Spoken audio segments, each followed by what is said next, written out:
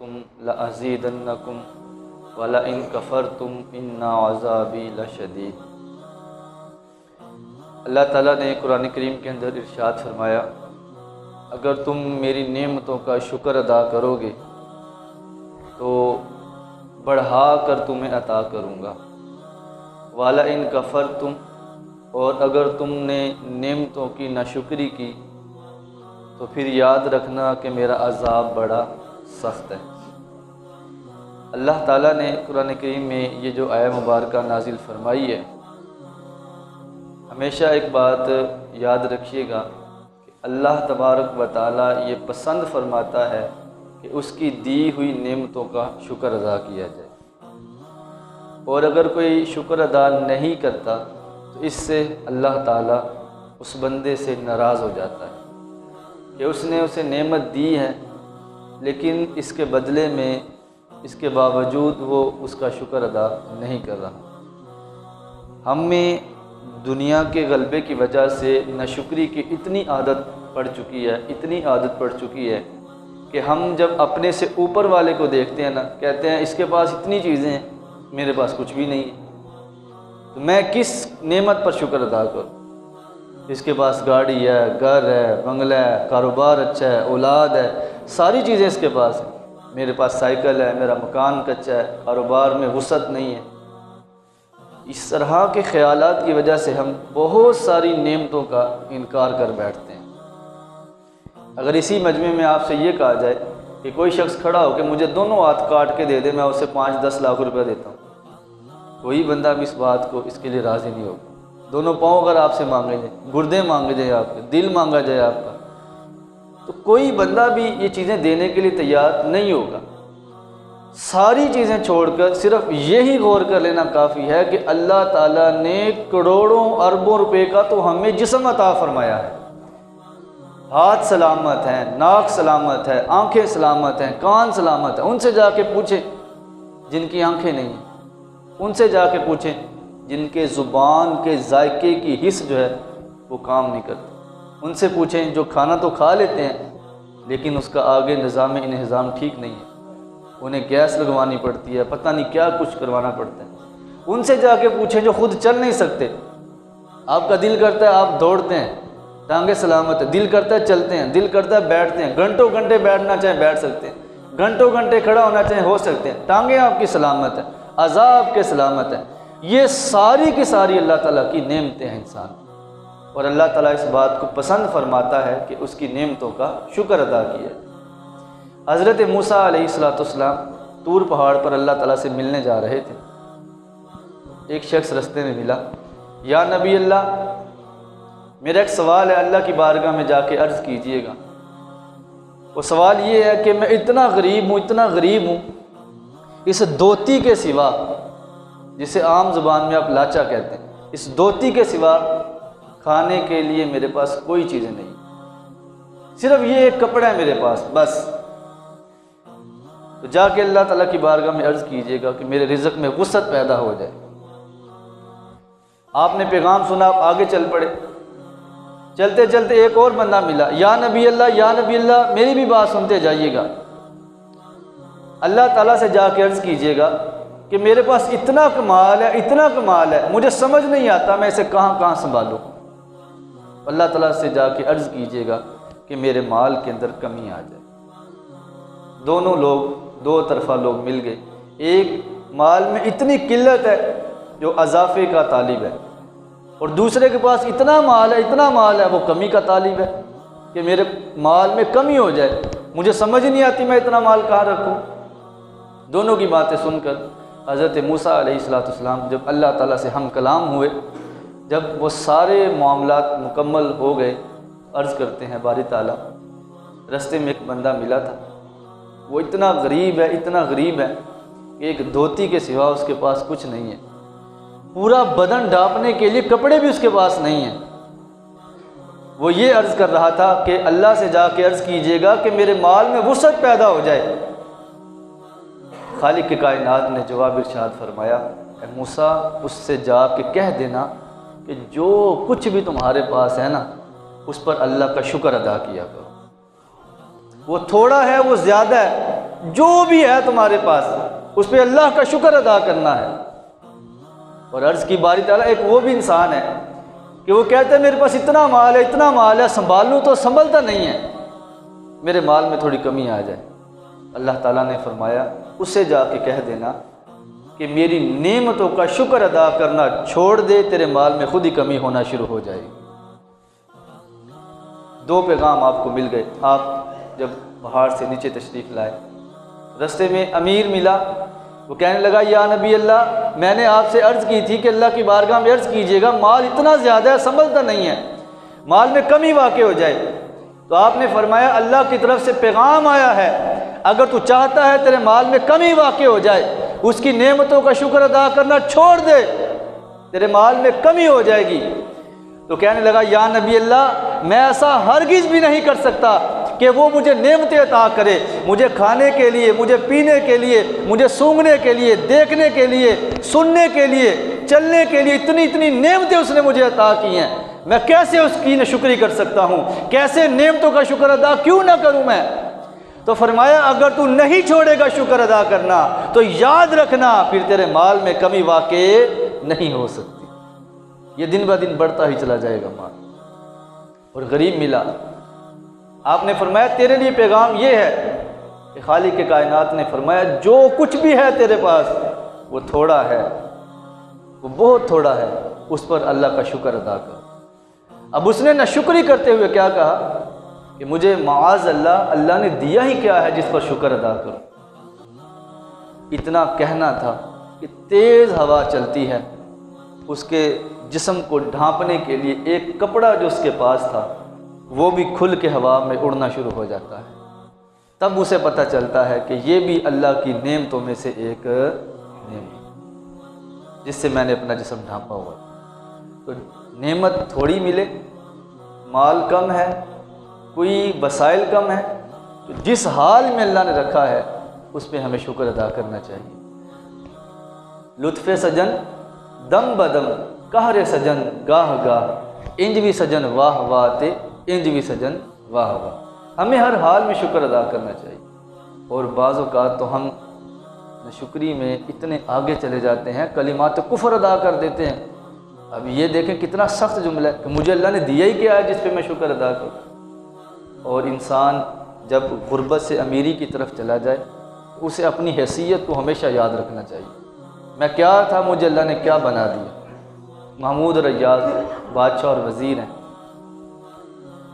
وزیر جب ایاز بادشاہ کے بالکل قریب ہوتا گیا، اپنی محنت سے اپنی لگن سے کام کاج کرتا تھا، تو محمود جو بادشاہ تھا اس کے بالکل قریب ہوتا گیا۔ اتنی قربت اس نے لے دی کہ بادشاہ نے پورے محل کے اختیارات اس کو دے دی، جسے تم نے رکھنا ہے اسے رکھو، جسے نکالنا ہے تم نے نکالنا ہے، جو خریدنا ہے تم نے خریدنا ہے، جو کاغذات، جو پیپر، جو دولت، ہر چیز کا اختیار اب تمہارے پاس۔ اب جب ایک کی ترقی ہوتی ہے تو دوسرے تو پھر جلتے ہیں۔ ہمیں 20 سال ہو گئے، 15 سال ہو گئے، ہمیں بادشاہ نے وہ منصب نہیں دیا، یہ بادشاہ کے اتنے قریب ہو گیا، وہ سارے کے سارے جلنا شروع ہو گئے، حسد کرنے لگ گئے کہ یہ اتنا قریب ہو گیا بادشاہ کے۔ چند وزراء ملے اور کہنے لگے بادشاہ اتنا بھی اعتبار کسی پہ اچھا نہیں ہوتا، جس پر تو اتنا اعتبار کرتا ہے نا، یہ تیرا خزانہ چوری کر کر کے فلاں محل کا کمرہ ہے وہاں جا کے رکھ دیتا ہے، اور تیرے خزانے کو دیمک کی طرح چاٹ رہا ہے، اور تو اس پر اندھا اعتماد کر کے بیٹھا ہوا ہے۔ بادشاہ نے کہا کہ میرا ایاز ایسا نہیں ہو سکتا، تمہیں کچھ غلط فہمی ہوئی ہے۔ لیکن کہتے ہیں نا کہ جب حسد دن بہ دن بڑھتا جائے تو بندے کی طبیعت میں سکون نہیں رہتا، وہ بات بڑھتی گئی، وزراء کی شکایات بڑھتی گئی، بالآخر بادشاہ نے کہا اچھا اگر آج کی رات وہ آئے، جیسے ہی کمرے میں داخل ہو تم نے مجھے بلا لینا ہے۔ رات ہو گئی، وقت گزرتا گیا، پچھلا پہر آیا، ایاز محل میں داخل ہوا، اور داخل ہوتے ہی اپنے اس کمرے کی طرف چل پڑا۔ جیسے کمرے میں داخل ہوا وزیروں کی دوڑیں لگ گئی، بادشاہ کدھر ہے، کوئی دائیں دوڑ رہا ہے، کوئی بائیں دوڑ رہا ہے، بادشاہ کو ڈھونڈو، بادشاہ کدھر ہے۔ بادشاہ صاحب مل گئے، بادشاہ ہم تجھے نہیں کہتے تھے کہ تیرا وزیر ایاز جس پر تو اتنا اعتبار کرتا ہے، وہ خزانہ چوری کرتا ہے اور اس کمرے میں جا کے رکھتا ہے۔ جا کے دیکھو آخر کیا وجہ ہے کہ اس کمرے کا راز نہ ہمیں پتہ ہے نہ تمہیں پتہ ہے۔ اگر تم کہتے ہو کہ میرا ایاز ایسا نہیں ہے تو پھر تمہیں اس کمرے کے راز کے بارے میں کیوں پتہ نہیں ہے؟ بادشاہ نے اپنا لباس زیب تن کیا، تلواریں اپنے کندھے پہ رکھی اور کہا چلو کمرے کی طرف چلتے ہیں، آج دودھ کا دودھ پانی کا پانی ہو جائے۔ بادشاہ چل رہا ہے، وزراء چل رہے ہیں۔ جب بادشاہ قریب پہنچا، بادشاہ نے دروازے پر دستک دی۔ جب پہلی دفعہ دستک دی تو دروازہ نہیں کھلا، تو تشویش بڑھ گئی، تجسس بڑھ گیا۔ دوبارہ دستک دی، دروازہ نہیں کھلا۔ اب آنکھوں ہی آنکھوں میں وزراء اشارے کرنے لگ گئے، دیکھا نا بادشاہ، ہم تو تجھے کتنی دیر سے کہہ رہے تھے کہ اتنا اعتبار اچھا نہیں ہوتا کسی پر، تو نے اندھا اعتبار کر لیا ہے۔ اب دیکھو اگر وہ سچا ہوتا تو کیوں نہ دروازہ کھولتا۔ اب بادشاہ کو بھی مزید غصہ آنے لگ گیا کہ آخر یہ دروازہ کیوں نہیں کھول رہا۔ بادشاہ نے غصے میں تیسری دفعہ دستک دی، دروازہ کھلتا ہے۔ بادشاہ نے ایاز کو اپنے ہاتھ سے یوں پیچھے کیا اور اندر جانے لگا، تو ایاز نے اسی وقت بادشاہ کا ہاتھ پکڑا اور کہا بادشاہ جو بھی بات ہے وہ یہاں دروازے پر کھڑے ہو کے کر لیتے ہیں، جو سوال پوچھنا ہے، جو بات کرنی ہے یہاں کریں، میرے کچھ راز ہیں میں تمہیں نہیں دینا چاہتا۔ وزراء کہنے لگے دیکھا نا بادشاہ، تو محبت کے دعوے کرتا ہے ایاز کے ساتھ کہ میرا ایاز ایسا نہیں ہے، میرا ایاز ایسا نہیں ہے، اور ایاز کا یہ عالم ہے کہ وہ اپنے راز ہی تمہیں نہیں دینا چاہتا۔ تم نے ساری سلطنت اس کو دے دی، وہ ایک کمرے کے راز نہیں تمہیں دے سکتا۔ آپ کو پتہ ہے جب چیم گوئیاں بڑھ جاتی ہیں نا تو پھر مجبوراً کچھ فیصلے کرنے پڑتے ہیں۔ بادشاہ نے بضد ہو کر بادشاہ اندر گیا تو دیکھا کہ اندر ایک صندوق پڑا ہے، اس کے ارد گرد پرالی اور اس کے اوپر بھی چند پرالی کے جو ہے وہ تنکے پڑے ہوئے ہیں۔ وزراء کہنے لگے بادشاہ ہم نے تو بڑا تمہیں کہا تھا، وہ دیکھو صندوق سامنے، اس میں تمہارے ہیرے ہیں، جواہرات ہیں، اس میں تمہارا خزانہ ہے جسے یہ روزانہ تھوڑا تھوڑا چوری کرتا ہے اور یہاں لا کے جمع کر دیتا ہے۔ بادشاہ نے جب یہ دیکھا تو وہ بھی پریشان ہوا، تو یوں بادشاہ نے جب جا کے اس بکسے پہ ہاتھ رکھا تو اوپر سے ایاز کا بھی ہاتھ یوں آ گیا۔ کہنے لگا بادشاہ ابھی بھی وقت ہے، جو بات ہے تم مجھ سے کرو، میں تمہیں سارے سوالوں کے جواب دوں گا۔ بادشاہ کہنے لگا ایاز میری مجبوری ہے، اب دیر بہت ہو چکی ہے، اب میں تمہاری بات سے فیصلہ نہیں کر سکتا جب تک دودھ کا دودھ پانی کا پانی نہ ہو جائے۔ یہ فیصلہ آج ہو کر رہے گا۔ جیسے ہی بادشاہ نے صندوق پہ ہاتھ رکھا، اس صندوق کو کھولا ہے، اس کے اندر سے ہیرے نہیں نکلے، اس کے اندر جواہرات نہیں تھے، اس کے اندر مال اور دولت نہیں تھا، بلکہ بادشاہ کی آنکھیں پھٹی کی پھٹی رہ جاتی ہیں، اس کی آنکھوں سے آنسو نکلنا شروع ہو جاتے ہیں۔ وہ دیکھتا ہے کہ اس صندوق کے اندر نہ ہیرے ہیں، نہ سونا ہے، نہ چاندی ہے، تو کیا ہے جس کی وجہ سے بادشاہ کی آنکھوں میں آنسو آ جاتے ہیں؟ اس کے اندر ایک پھٹی ہوئی ٹوپی ہے، پیوند لگے ہوئے جوتے ہیں، پھٹا ہوا لباس ہے۔ بادشاہ ایاز کو کہنے لگا ایاز ساری سلطنت تیرے پاس ہے، جو سارا خزانہ تیرے پاس ہے، تو چاہے تو کسی کو نکال سکتا ہے، چاہے تو کسی کو رکھ سکتا ہے، جتنا مال چاہے خرچ کر سکتا ہے، لیکن ایاز یہ کیا چکر ہے؟ یہ پھٹی ہوئی ٹوپی، یہ پھٹا ہوا لباس، یہ ٹوٹے ہوئے جوتے، یہ کیا چکر ہے؟ بادشاہ ایاز کہنے لگا بادشاہ جب تک یہ راز تھا تو راز تھا، اب یہ راز کھل چکا ہے تو مجھے بھی بتانا پڑے گا۔